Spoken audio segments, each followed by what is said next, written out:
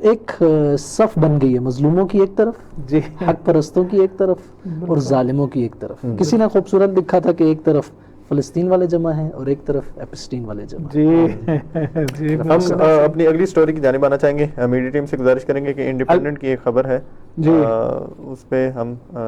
US national ڈیپٹ is now bigger than the economy for first time since second world war. دوسری جنگ عظیم، جنگ جہانی جسے کہا جاتا ہے ورلڈ وار، اس کے بعد سے ابھی تک جو جتنی بھی جنگیں ہوئی اس میں امریکہ کو اتنا نقصان نہیں ہوا جتنا ابھی ہو چکا ہے. آگے مصباح آپ سے دوبارہ شروع کرنا چاہوں گا. امریکہ کی، نہ صرف امریکہ بلکہ یورپ اور پوری دنیا کی اس وقت اقتصادی صورتحال دن بدن کہہ لیں لمحہ بلمحہ بگڑتی جا رہی ہے، اور اس کا جو ہے نا سب کا سب اس صورتحال کا ذمہ دار امریکہ ہے جس نے یہ جنگ مسلط کی، اور اس کے بعد ابھی جو ہے وہ نہ اپنا ہرمز اپنے ہاتھ میں لے پا رہے ہیں. کیا کہنا چاہیے؟ امریکہ اور اسرائیل دونوں اس کے ذمہ دار ہیں برابر کے، اور وہ ممالک جن لوگوں نے ان کی سہولت کاری کی ہے وہ بھی اس کے برابر کے شریک اور برابر کے ذمہ دار ہیں. جی. اور امریکہ کی ایک غلطی تو یہ ہے کہ اس نے بجائے اس کے کہ وہ اپنی منفعت دیکھ رہا ہوتا اور اپنا فائدہ دیکھ رہا ہوتا، اسرائیل کو بچانے کی خاطر اور اسرائیل فرسٹ کے نعرے کے تحت اس نے ایسی غلطیاں کی ہیں کہ جس کو اب اسے بھوگتنا پڑ رہا ہے، جس کے بارے میں رہبر شہید نے پہلے ہی خبردار کر دیا تھا کہ یہ والی جنگ جو ہے وہ،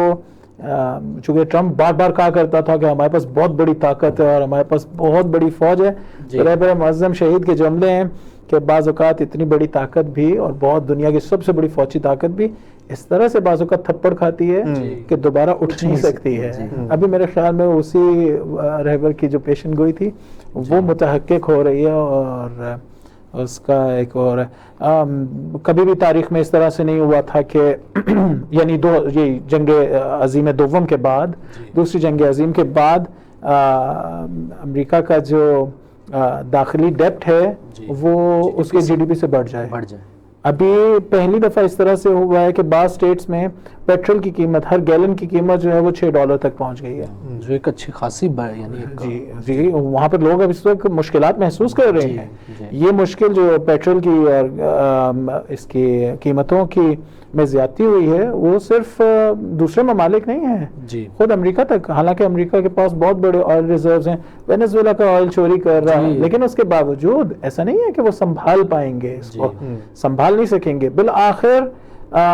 یہ آج تو میں دیکھ رہا تھا کہ بعض جگہوں پر یہ کہا جا رہا ہے کہ اگر یہ جنگ صرف 2 مہینے اور چلی تو اس کے بعد یہ جو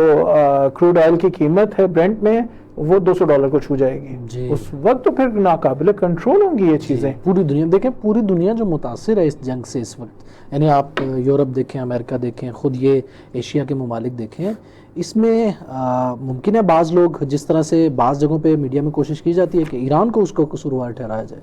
واضح سی بات ہے کہ اس کا قصوروار ٹرمپ ہے اور اس کا وہ جنگی جنون ہے، بالکل اس کی وہ جنگی پالیسیاں ہیں، بالکل. یعنی خود امریکہ کے اداروں نے بھی یہ کہا، وہاں کے میڈیا کے لوگوں نے بھی، وہاں کے حتیٰ پولیٹیشنز نے بھی یہ کہا کہ یہ جو ٹرمپ ایک بیانیہ بناتا ہے کہ ایران ابھی حملہ کرنے لگا تھا امریکہ پہ یا ابھی وہ جو ہے وہ ایٹم بم بنا رہا تھا، ایسی کوئی بات نہیں. خود وہاں کے جو ان کے نیشنل سیکیورٹی کے آفیسرز تھے اور وہاں کے انٹیلیجنس ایجنسیز تھی، ان لوگوں کے بقول ایسا کوئی کچھ بھی نہیں تھا.